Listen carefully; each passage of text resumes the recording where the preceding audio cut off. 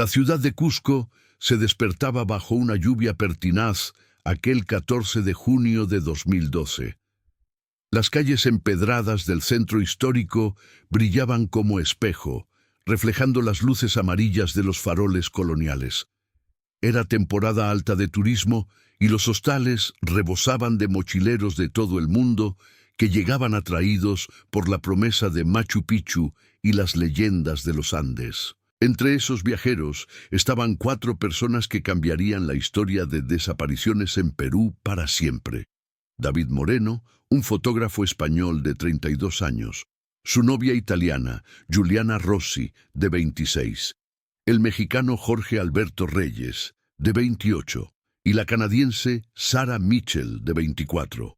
Los 4 se habían conocido en un hostal de Pisac una semana antes. Compartían una pasión común: explorar lugares remotos, alejarse de las rutas turísticas tradicionales, buscar lo auténtico en los pueblos andinos.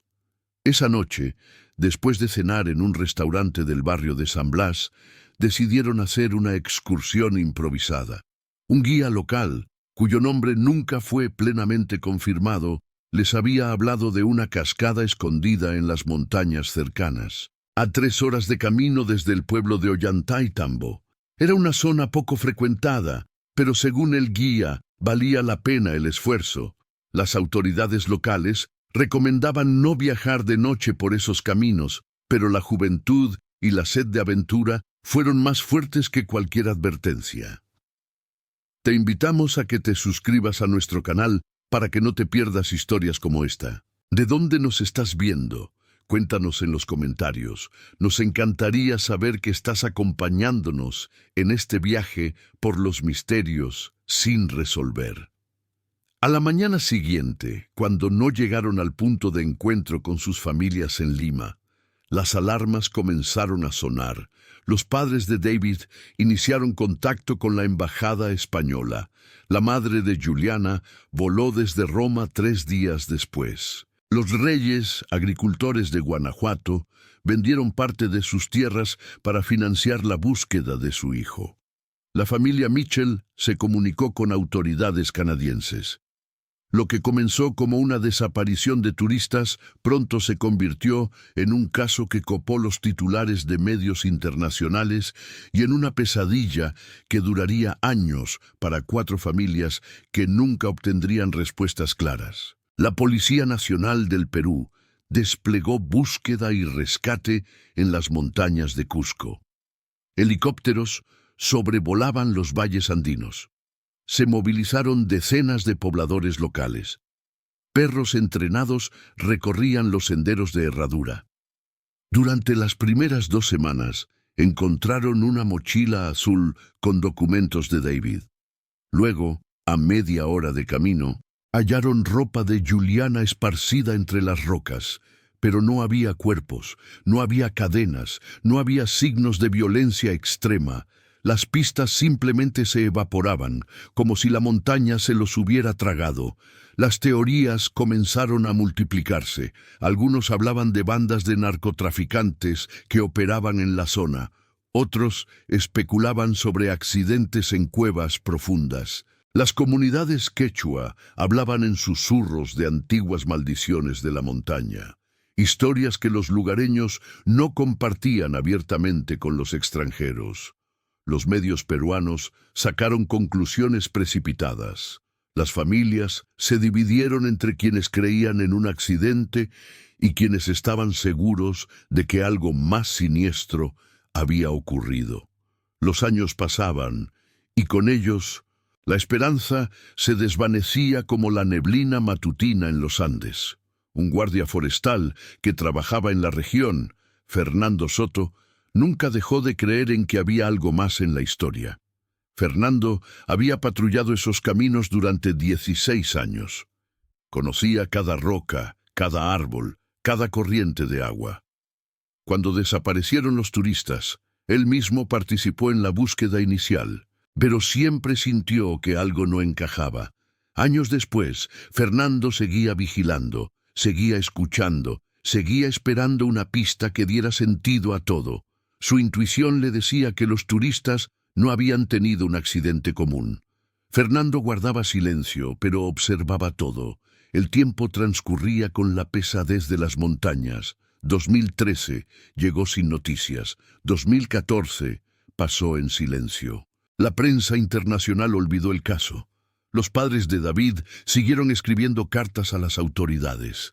La madre de Juliana visitaba Cusco cada año, en la fecha del aniversario, dejando flores en la plaza de armas. Los reyes viajaban desde México cada vez que conseguían ahorrar dinero. La familia Mitchell había abierto un sitio web dedicado a mantener vivo el caso, con actualizaciones mensuales que nadie leía. El mundo seguía adelante, pero para 4 familias el tiempo se había congelado en junio de 2012. En 2015 hubo un avistamiento reportado de un hombre que se parecía a Jorge Alberto Reyes en una aldea remota del departamento de Apurímac. La familia voló de inmediato, pero era una falsa alarma. En 2017, una mochila similar a la de Sarah Mitchell fue encontrada en un mercadillo en Iquitos, a casi 1000 kilómetros de distancia. Investigaciones posteriores demostraron que no era la suya, solo un objeto de fabricación similar. En 2019, un programa de televisión peruano realizó un especial sobre desapariciones en los Andes, reviviendo el caso por un breve momento. Pero cada pista evaporada, en cada falsa esperanza, clavaba un poco más profundo la desesperación en los corazones de sus seres queridos. La zona donde desaparecieron los 4 turistas comenzó a ganar reputación entre los lugareños como un lugar maldito. Los guías turísticos evitaban ese sendero. Los pastores que cuidaban ovejas en esas alturas se negaban a trabajar solos allí después del atardecer. Las historias locales empezaban a adquirir dimensiones más oscuras. Algunos hablaban de un hombre que vivía en una cabaña abandonada en esas montañas, un ermitaño que nunca salía, que recibía visitas ocasionales de personas que no parecían turistas normales. Pero estas eran solo historias, chismes de pueblos donde la realidad a menudo se mezcla con la especulación. Fernando Soto escuchaba estas historias en las tabernas de Ollantaytambo, en las conversaciones alrededor de fuegos en las comunidades andinas. Nunca creía del todo, pero tampoco descartaba nada. Seguía su ronda diaria, vigilando los bosques de pinos y eucaliptos, observando los caminos de piedra. A veces se detenía en el lugar donde encontraron la mochila de David. Se quedaba allí durante horas, como si el silencio de la montaña pudiera revelarle algo. Su jefe en el servicio forestal le decía que estaba obsesionado, que dejara ir el pasado. Pero Fernando no podía. Algo en su instinto le gritaba que la verdad seguía allí, enterrada entre las rocas y la niebla. 10 años, una década completa. El calendario marcaba junio de 2022, y las familias se preparaban para un aniversario más de dolor y silencio. La madre de Juliana, ahora con 65 años, había estado en cuidados paliativos en Roma durante los últimos meses. Según su hermana, su único deseo antes de partir de este mundo era saber qué le había sucedido a su hija. Los reyes habían decidido vender la granja definitivamente. Ya no tenían fuerzas para seguir. La esperanza, ese ancla que los mantenía vivos, se hundía cada vez más profundo en el océano de la desesperación. Era un martes nublado cuando Fernando Soto decidió tomar una ruta diferente en su patrulla. Después de 10 años, haciendo exactamente lo mismo cada día, algo le impulsó a desviarse del camino establecido, a internarse en un sector de bosque denso que había permanecido prácticamente intacto durante años. No había razón lógica para hacerlo. Era un impulso, un llamado silencioso que provenía de algún lugar profundo en su ser. Fernando era un hombre práctico, no dado a las corazonadas, Pero aquella mañana, mientras tomaba su café en la pequeña estación forestal, algo le hizo ponerse de pie y recoger su maceta y su radio. El bosque estaba particularmente oscuro ese día. La lluvia de las últimas semanas había dejado los caminos encharcados y peligrosos. Las ramas crujían bajo los pies de Fernando mientras se abría paso entre la vegetación. Llevaba su cuchillo, su linterna, su radio. Estaba solo, como siempre. A las 2 horas de caminata, encontró algo que detuvo su corazón. Una estructura de madera y metal, completamente escondida entre los árboles, camuflada de tal manera que solo era visible si sabías exactamente dónde buscar. Fernando nunca había visto esa estructura en sus 10 años de patrullas. Alguien había tenido mucho cuidado en mantenerla oculta. Se acercó lentamente, con la mano en el cuchillo. La puerta estaba cerrada, pero no tenía candado. Cuando la abrió, lo que vio lo dejó helado. El interior era un refugio primitivo pero organizado. Había camas, contenedores de comida, una pequeña estufa hecha con piedras. En las paredes fotografías, muchas fotografías. Fotos de turistas, de excursionistas, de viajeros. Algunas se remontaban años atrás. Fernando reconoció inmediatamente a David, a Juliana, a Jorge Alberto y a Sara. Estaban en diferentes momentos, en diferentes etapas. Había documentación, diarios, objetos personales. Fernando sintió que el suelo se abría bajo sus pies. Sus manos temblaban mientras sacaba su radio.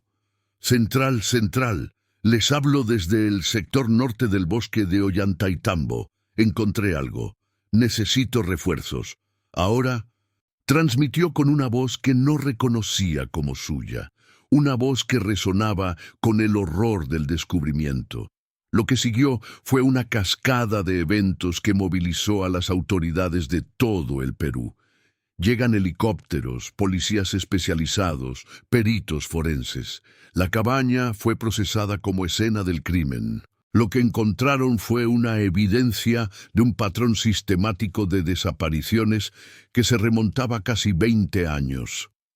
No solo estaban los 4 turistas de 2012, sino indicios de al menos 16 personas desaparecidas en esa región en las últimas 2 décadas. Las familias fueron notificadas, los medios internacionales regresaron. El caso que había dormido durante una década fue abruptamente despertado a la vida, pero con un giro que nadie jamás habría esperado. La búsqueda intensiva que siguió duró 3 semanas. Equipos especializados rastrearon cuidadosamente todo el territorio alrededor de la cabaña. Usaron perros, drones, técnicas de detección remota. Lo que encontraron fue una red de túneles naturales que habían sido adaptados y expandidos con herramientas manuales. Dentro de estos túneles había áreas de almacenamiento, áreas de confinamiento, áreas que indicaban que personas habían sido mantenidas allí durante períodos prolongados. La evidencia forense revelaba que estos espacios habían sido utilizados recientemente, a pesar de que el último desaparecido reportado en esa zona había sido en 2015.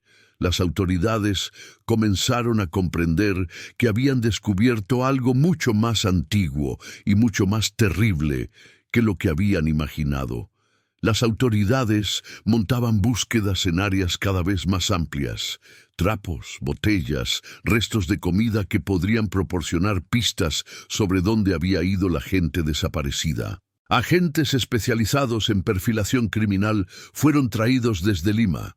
Interrogaron a residentes locales, buscando a alguien que encajara con el perfil del responsable. Lentamente, nombres comenzaron a surgir. Un hombre conocido localmente como el ermitaño, que había vivido en las montañas durante años. Alguien que nadie parecía conocer realmente, que rara vez bajaba al pueblo, que había llegado a la región en los 90, alguien cuyo pasado era un misterio completo. Los investigadores descubrieron que este hombre, identificado posteriormente como Cristóbal Huamán Quispe, Había sido buscado años atrás en conexión con desapariciones en el departamento de Junín. Había documentos clasificados, expedientes cerrados, pistas que sugieren que las autoridades regionales sabían más de lo que habían divulgado públicamente. Cuando intentaron localizarlo, Cristóbal había desaparecido. No había dejado rastro. Registraron cada cabaña, cada cueva, cada rincón de esas montañas, pero el ermitaño se había esfumado, como si nunca hubiera existido. La investigación llegó a un punto de frustración. Tenían el lugar, tenían la evidencia, pero el perpetrador había escapado. Las familias fueron traídas a Cusco. Se les permitió ver la cabaña desde una distancia segura, desde donde los forenses trabajaban incansablemente. La madre de Juliana, casi inconsciente por su enfermedad, fue llevada en silla de ruedas. Los reyes cayeron de rodillas cuando se enteraron de lo que había sucedido con su hijo. Sarah Mitchell había viajado desde Canadá con su padre, un hombre de 60 años, que se veía como si los 10 años de espera lo hubieran envejecido 30. David Moreno no tenía familia directa en Perú, pero sus compañeros de trabajo, sus amigos cercanos, viajaron para estar presente. El silencio de esos días fue ensordecedor. No había respuestas, solo preguntas más profundas. Pasaron meses. La investigación se estancó. Los forenses continuaron analizando evidencia, pero el tiempo no revelaba los secretos que las familias desesperadamente necesitaban conocer. Las autoridades seguían buscando a Cristóbal Huamán Quispe, pero era como buscar un fantasma. Había desaparecido tan completamente como los turistas que había desaparecido. Las reuniones de prensa se hicieron menos frecuentes. La atención mediática comenzó a disminuir nuevamente. Las historias sobre desapariciones en los Andes no mantenían el interés del mundo durante mucho tiempo. Otras tragedias, otros misterios, otros dramas ocupaban las páginas de periódicos y las pantallas de televisión. Fernando Soto fue reconocido por su descubrimiento. Recibió elogios de las autoridades nacionales. Se convirtió en una figura pública por un breve momento, pero él se sentía inquieto. Algo seguía sin tener sentido. ¿Por qué la cabaña estaba tan bien preservada? ¿Por qué había sido abandonada tan recientemente? ¿Por qué Cristóbal había desaparecido justo cuando fue identificado? Fernando seguía patrullando el bosque, ahora acompañado por equipos de seguridad. Su intuición seguía susurrándole que la historia no había terminado, que había un capítulo final que aún no había sido escrito. Era febrero de 2023, cuando la siguiente noticia envió ondas de shock a través de toda la investigación. Un hombre fue encontrado vagando en la carretera panamericana a más de 500 kilómetros de distancia en la región de Ica. Estaba desorientado, descalzo, vestido con harapos. Sus muñecas mostraban marcas profundas de cadenas, cicatrices que solo podían haber sido causadas por confinamiento prolongado. Cuando fue llevado a la comisaría local, tardó horas en poder hablar coherentemente. Sus recuerdos eran fragmentarios, desconectados, como si su mente hubiera sido rota y luego reunida de manera imperfecta. Su nombre era Jorge Alberto Reyes, uno de los 4 desaparecidos en 2012.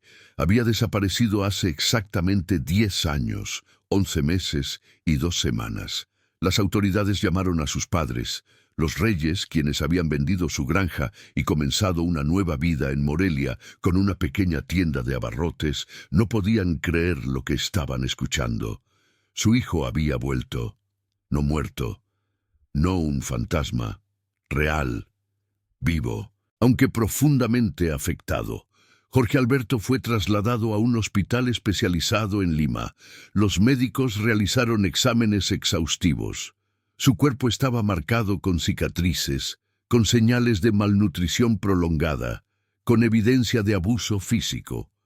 Sus uñas, que habían crecido anormalmente, sugerían confinamiento en condiciones donde no podía cortarlas. Sus ojos parecían los de alguien que había visto cosas que la mente humana no estaba diseñada para procesar. Pero físicamente, considerando todo lo que su cuerpo había sufrido, sobrevivió milagrosamente. Mentalmente, era una cuestión diferente. Los interrogadores suave fueron traídos, especialistas en trauma y en casos de sobrevivientes de secuestro. Jorge Alberto fue entrevistado durante horas, en múltiples sesiones, cada una de las cuales lo dejaba exhausto emocionalmente. Lo que contó fue una historia que desafió toda comprensión lógica. Jorge Alberto afirmaba que no sabía cuánto tiempo había pasado. Decía que recordaba la noche en que fueron a la cascada. El guía que los acompañaba comenzara a subir por la montaña. Pero después de eso, su memoria era un laberinto de espacios oscuros, de voces, de dolor, de hambre. Jorge recordaba estar en la cabaña, en los túneles, pero los detalles específicos se le escapaban. Recordaba a un hombre que lo visitaba ocasionalmente, un hombre cuya cara no podía describir con precisión. Era como si mi cerebro no quisiera recordar sus facciones, explicaba Jorge, frustrándose cuando los investigadores le presionaban. Recordaba a otros prisioneros, otros turistas, otros viajeros que habían sido capturados en años anteriores. Recordaba intentos de escape, castigos, períodos de inconsciencia forzada, posiblemente por drogas. Pero cuando le preguntaban específicamente qué le había sucedido a David, a Juliana y a Sara, los ojos de Jorge se volvían vidriosos y sus respuestas se volvían incoherentes. Los médicos diagnosticaron que Jorge sufría de una forma severa de amnesia traumática. Partes de su mente simplemente se habían apagado como mecanismo de defensa. La terapia fue iniciada, pero los progresos fueron lentos. Cada sesión en la que Jorge intentaba recordar parecía causarle un dolor psicológico intenso. Los medicamentos ayudaban, pero también lo dejaban en un estado de letargo. Sus padres visitaban su habitación en el hospital cada día, sentándose junto a su cama, hablándole de la granja vendida, de la tienda nueva en Morelia, de cosas mundanas que esperaban pudieran anclarlo nuevamente a la realidad. «Mijo, ya estás en casa, ya estás seguro», susurraba su madre, acariciando su cabello mientras Jorge dormía, a menudo gritando en sus pesadillas. Sus padres parecían haber envejecido una década más en esos primeros días después del retorno de su hijo. La alegría de tenerlo de vuelta se mezclaba con el horror de lo que le había sucedido, con la impotencia de no poder deshacer lo que había pasado. La pregunta que todos hacían era la misma: ¿cómo Jorge logró escapar? ¿Quién lo liberó o permitió que se fuera? ¿Por qué específicamente Jorge fue liberado cuando los otros tres permanecían desaparecidos? Los investigadores presionaban constantemente, pero Jorge simplemente no sabía. O tal vez no podía saber. Su mente había construido muros para protegerse del trauma, y esos muros eran prácticamente impenetrables. Las autoridades reactivaron la búsqueda de Cristóbal Guamán Quispe con renovada urgencia. Ahora tenían un testigo vivo, aunque un testigo cuya memoria era poco confiable. Se distribuyeron fotografías de Cristóbal a nivel nacional e internacional. Interpol fue informada. Las agencias de inteligencia brasileñas, bolivianas y chilenas fueron contactadas, considerando que Cristóbal pudiera haber cruzado las fronteras internacionales. Pero semanas se convirtieron en meses, y no había rastro del ermitaño. Era como si se hubiera disuelto en el aire. Fernando Soto leyó sobre el regreso de Jorge en el periódico. Estaba tomando café en un pequeño bar en Ollantaytambo, cuando vio la fotografía del hombre rescatado en la portada. Algo hizo clic en su mente. Fernando había estado en esas montañas más recientemente. Había estado explorando otros túneles. Otros pasajes subterráneos que se conectaban con la cabaña. Había encontrado más cosas, cosas que no había reportado completamente porque necesitaba estar seguro. Fernando se terminó su café, pagó y fue directamente a la comisaría local. Allí solicitó hablar con el investigador a cargo del caso. Después de esperar varias horas, fue puesto en contacto con el capitán Héctor Morales, un policía de 38 años que había dedicado los últimos meses de su vida a este caso. Fernando describió lo que había encontrado: más espacios, más túneles y, más importantemente, más documentación. Había un diario medio escondido en una grieta de roca, un diario escrito en una caligrafía que parecía enloquecer, página tras página de anotaciones, confesiones, detalles. El capitán Morales voló a Cusco con Fernando y con el diario. Lo que leyeron cambiaría todo. El diario estaba escrito por Cristóbal Guamán Quispe y contenía detalles que parecían sacados de la mente de un demente. Cristóbal escribía sobre su necesidad de preservar, sobre su convicción de que era un guardián de algo antiguo. Escribía sobre voces que escuchaba, sobre instrucciones que recibía, aunque de quién o de qué nunca quedaba claro. Había descripciones detalladas de cada persona capturada, anotaciones sobre el tiempo de retención, como si hubiera un propósito específico detrás de cada secuestro. Lo más perturbador era una sección del diario que describía a Jorge Alberto específicamente. Cristóbal había escrito: «El mexicano es diferente. Su mente es fuerte pero quebradizo. He visto el patrón que él quería. El patrón está completo. Jorge debe ser liberado. Él llevará el mensaje. Él será mi mensajero». No había más detalles, solo esa anotación seguida por páginas en blanco. ¿Qué patrón? ¿Quién era él? ¿Qué mensaje?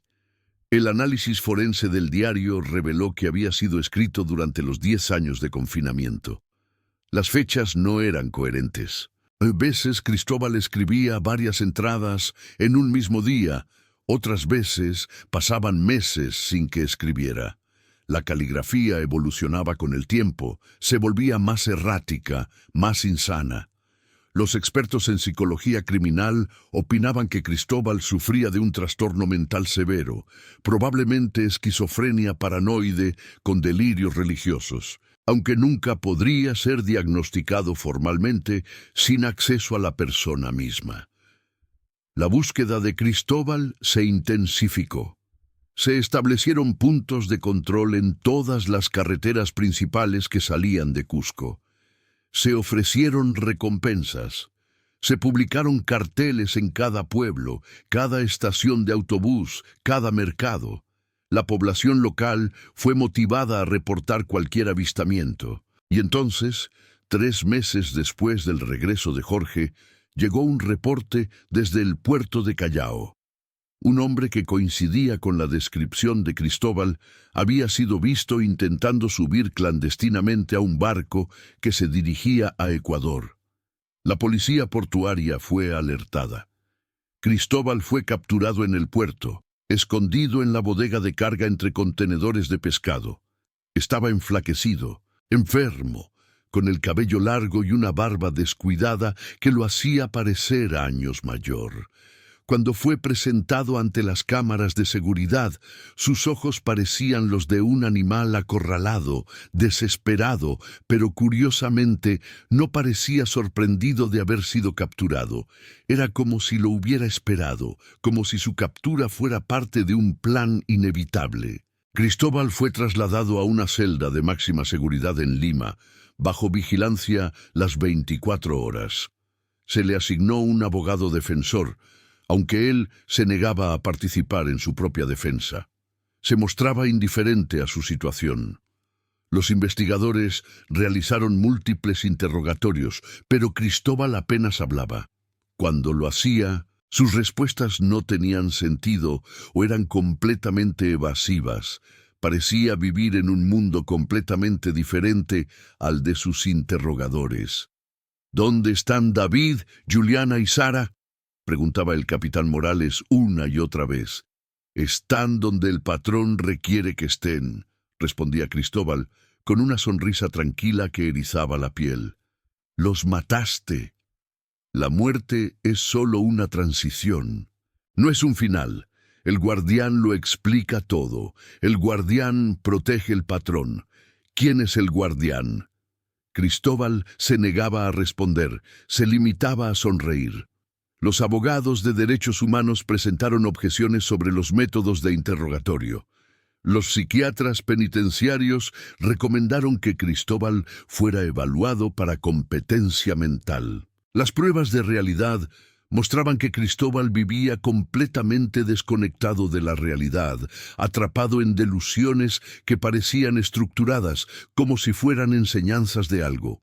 Fue declarado mentalmente incompetente para ser juzgado en el sentido tradicional, pero tampoco fue declarado inocente. Fue internado en un psiquiátrico de máxima seguridad, donde permanecería indefinidamente. Las familias de los 3 desaparecidos restantes demandaban respuestas. El padre de David Moreno otorgó una conferencia de prensa devastadora, suplicando cualquier información, cualquier pista, cualquier cosa que pudiera llevarlos a su hijo. La hermana de Juliana escribió una carta abierta a Cristóbal, implorándole que dijera dónde estaba su hermana, rogando por dignidad, por un lugar para enterrarla, por un cierre. Los padres de Sarah Mitchell solicitaban acceso a las investigaciones, denunciaban que la búsqueda era insuficiente, que había complicidad gubernamental, que estaban siendo abandonados. Las búsquedas continuaron en las montañas de Ollantaytambo. Equipos forenses exploraron cada rincón de los túneles. Perros especializados fueron traídos nuevamente. Pero no se encontraron cuerpos. No había restos óseos. No había evidencia que indicara dónde habían sido depositados David, Juliana y Sarah. Era como si la montaña se los hubiera tragado completamente, como si nunca hubieran existido más allá de las cadenas y el confinamiento.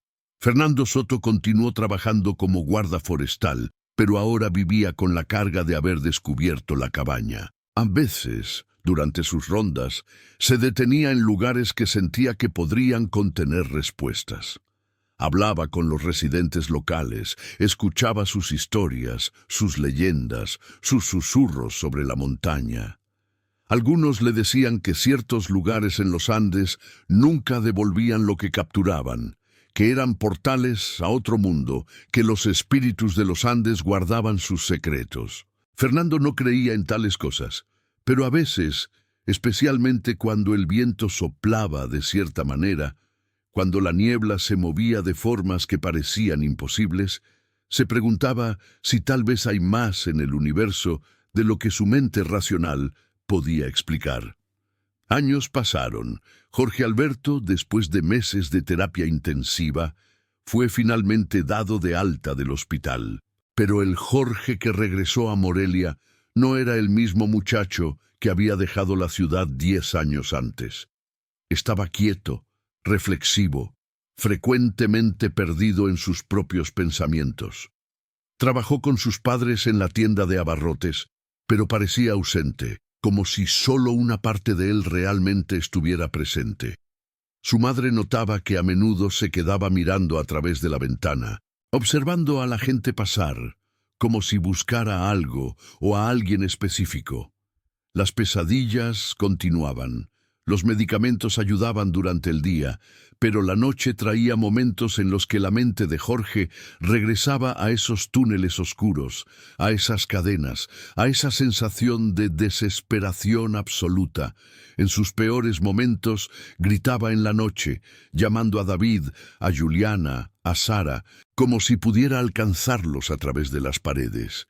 Sus padres corrían a su habitación, lo consolaban, lo tranquilizaban, pero sabían que algo en su hijo había sido roto de una manera que quizás nunca podría ser completamente reparada. Aproximadamente 1 año y medio después de su regreso, Jorge comenzó a visitar a un sacerdote en la iglesia local. No era particularmente religioso antes de su confinamiento, pero ahora parecía buscar respuestas en la fe. El sacerdote, el padre Miguel, era un hombre joven, comprensivo, que escuchaba a Jorge sin juzgarlo. En esas conversaciones privadas, Jorge comenzó a compartir fragmentos de lo que recordaba, no en la forma fragmentaria de los interrogatorios oficiales, sino en la forma en que la mente recuerda los traumas, en imágenes, en sensaciones, en emociones sin contexto. El padre Miguel notó algo que los investigadores no habían notado. Jorge hablaba frecuentemente de patrones, de formas que hacían sentido en la oscuridad, de voces que decían cosas que en el momento parecían locura, pero que ahora, con distancia, adquirían una estructura casi lógica. Cristóbal no era un secuestrador ordinario. Cristóbal era un coleccionista de personas que encajaban con algún criterio específico que él percibía, aunque ese criterio permanecía completamente oculto. El padre Miguel decidió hacer algo que era altamente poco ortodoxo. Solicitó una reunión con Cristóbal en el psiquiátrico. La solicitud fue rechazada inicialmente, pero después de presión de múltiples partes interesadas, fue permitida. El padre Miguel voló a Lima, se reunió con los administradores de la institución y fue finalmente llevado a la celda donde Cristóbal residía. Lo que el padre Miguel encontró fue un hombre que parecía estar en paz consigo mismo, a pesar del confinamiento absoluto. Cristóbal estaba leyendo un libro de filosofía antigua, sus anteojos pequeños equilibrados en su nariz delgada. Cuando se le informó que tenía un visitante, levantó la vista con curiosidad. «He venido en nombre de Jorge Alberto Reyes», comenzó el padre Miguel. «Él está tratando de comprender lo que pasó. Está buscando cierre, buscando paz». Cristóbal sonrió lentamente como si hubiera estado esperando exactamente estas palabras. Jorge es el mensajero, el único que fue elegido para llevar el patrón fuera de las montañas. Los otros no eran aptos. Los otros eran simplemente ingredientes, dijo Cristóbal, con una serenidad que fue particularmente perturbadora. El guardián eligió. El guardián siempre elige correctamente. «¿Quién es el guardián?», preguntó el padre Miguel. «El guardián es la voz de la antigüedad, la voz que llama desde las piedras de Capac Ñan, la voz que habla desde los espacios entre el mundo de los vivientes y el mundo de los que han partido. El guardián no es un quién, es un qué. Es la comprensión de que ciertos lugares, ciertos espacios sagrados, requieren ofrendas», respondió Cristóbal, sus ojos vidriosos, pero sus palabras articuladas con precisión. El padre Miguel sintió un escalofrío recorrer su espalda. ¿Era Cristóbal simplemente un demente construyendo narrativas complejas para justificar sus crímenes? ¿O había algo más en lo que estaba diciendo, algo que conectaba con tradiciones más antiguas, con un conocimiento que predataba la civilización moderna? Los tres desaparecidos. ¿Dónde están?, preguntó el padre Miguel, siendo lo más directo posible. Cristóbal se inclinó hacia adelante como si estuviera a punto de compartir un secreto terrible. «Están donde la piedra come. Están en los lugares donde el tiempo no fluye de la misma manera. Están precisamente donde necesitaban estar. El patrón está completo. La deuda ha sido pagada. Y Jorge llevará el conocimiento. Eventualmente, Jorge comprenderá. Y cuando lo haga, sabrá exactamente dónde buscar», dijo Cristóbal, y luego se reclinó en su cama, cerrando los ojos como si la conversación hubiera terminado. El padre Miguel reportó la conversación a las autoridades, pero sus declaraciones levantaron más preguntas que respuestas. ¿Dónde la piedra come? ¿Qué significaba eso? Los investigadores contactaron a arqueólogos, a historiadores, a expertos en culturas andinas, buscando referencias, buscando significados ocultos, pero no encontraron nada concreto, solo especulación académica. Meses después, Jorge Alberto llegó a una conclusión por sí mismo. Regresó a Cusco sin decirle a sus padres, sin informar a las autoridades. Fue directamente a la montaña donde todo había comenzado. Fernando Soto, quien aún trabajaba como guardabosque en la región, lo vio deambulando en los senderos.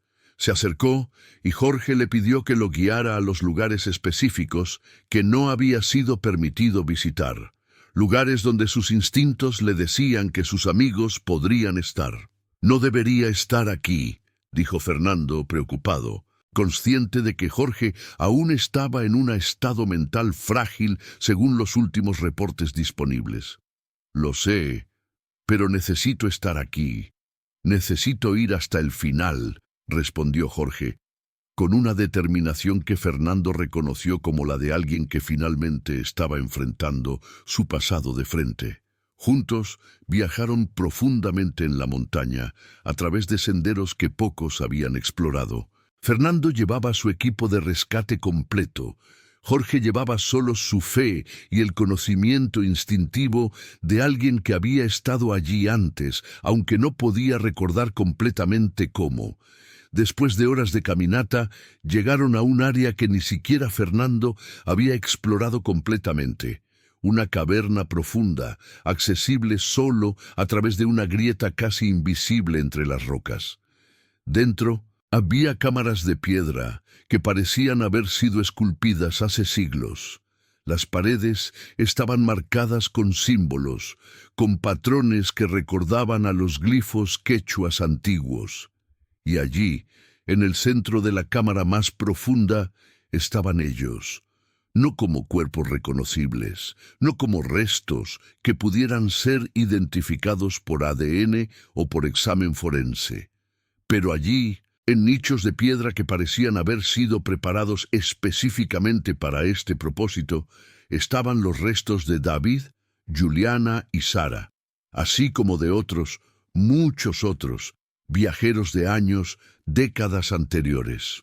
Sus huesos estaban cuidadosamente arreglados, colocados según un patrón que cuando se veía en su totalidad formaba un símbolo, una forma que era repetida en las paredes de la caverna. Jorge cayó de rodillas, no de horror, sino de una extraña comprensión. Finalmente entendía la razón por la que Cristóbal lo había dejado ir. Él era el único que podía llevar este conocimiento al mundo exterior. Él era el mensajero que había sido elegido para revelar el patrón. Fernando llamó a las autoridades. Fue iniciado un proceso de excavación cuidadosa, de recolección de restos, de análisis. Los cuerpos fueron identificados mediante ADN. Los análisis arqueológicos sugirieron que la caverna había sido utilizada durante cientos de años, probablemente como un lugar ritual de importancia ceremonial en la antigüedad quechua. Los investigadores especulaban que Cristóbal, quien había sido educado parcialmente en tradiciones andinas por su abuela, había tergiversado y corrompido estos conocimientos, transformándolos en un sistema de sacrificio y captura. O tal vez, en la oscuridad de esas montañas, en el silencio de esos túneles, algo más antiguo había continuado, utilizando a Cristóbal como un instrumento, como un recipiente, para un propósito que preexistía a su comprensión moderna. La ceremonia en honor a los fallecidos tuvo lugar en Cusco, en la Catedral Colonial del Centro Histórico. Familias de 5 continentes se reunieron.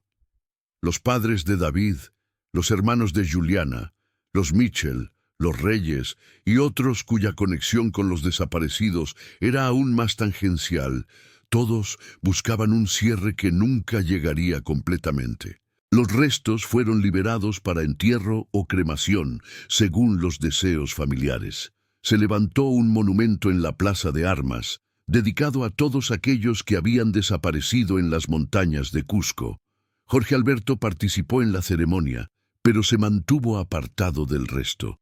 Miraba el monumento como si fuera un espejo del patrón que había visto grabado en los huesos de sus amigos. El padre Miguel se colocó junto a él, en silencio. «¿Ahora qué, Jorge?», preguntó el sacerdote. Ahora, continúo viviendo. Llevo su memoria. Llevo el patrón, respondió Jorge, sus ojos fijos en el monumento. ¿Crees en lo que dijo Cristóbal? ¿Lo del guardián de los voces antiguos? Jorge fue lento en responder. No sé qué creer, pero sé que lo que pasó fue real. Mis amigos estaban allí. El lugar era real. Las cadenas eran reales, y por alguna razón fui elegido para regresar, para contar la historia, para llevar la verdad.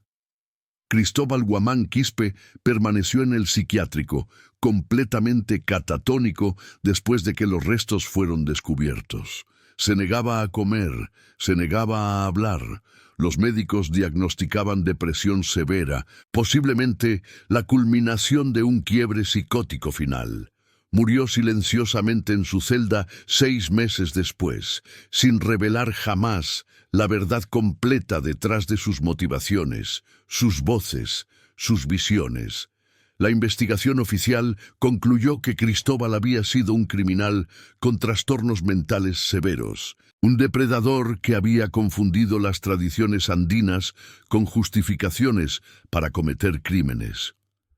Pero aquellos que habían estado en la caverna, que habían visto los patrones, que habían sentido la antigüedad del lugar, permanecían con preguntas que la ciencia moderna no podía responder.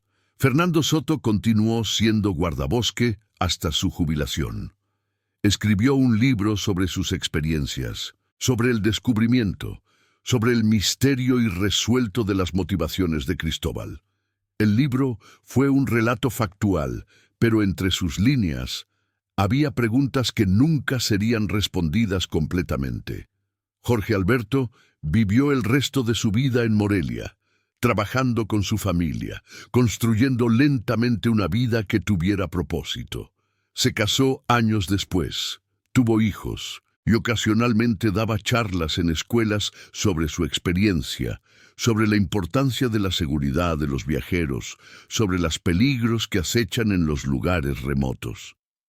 Pero nunca habló completamente sobre el patrón, sobre lo que había entendido en esa caverna profunda. Algunos misterios, decidió, eran demasiado grandes, demasiado complejos, demasiado antiguos para ser completamente explicados. Los años pasaron y con ellos el caso se convirtió en un capítulo casi olvidado en la larga historia de desapariciones misteriosas. Nuevos casos surgieron, nuevos misterios, nuevas familias destrozadas por la incertidumbre. Pero para aquellos que estaban directamente involucrados, la historia de los 4 turistas que desaparecieron en 2012 y del hombre que regresó 10 años después, permanecería para siempre como un recordatorio de que el mundo tiene lugares que nuestras mentes no pueden completamente comprender, verdades que nuestros sistemas legales no pueden completamente procesar.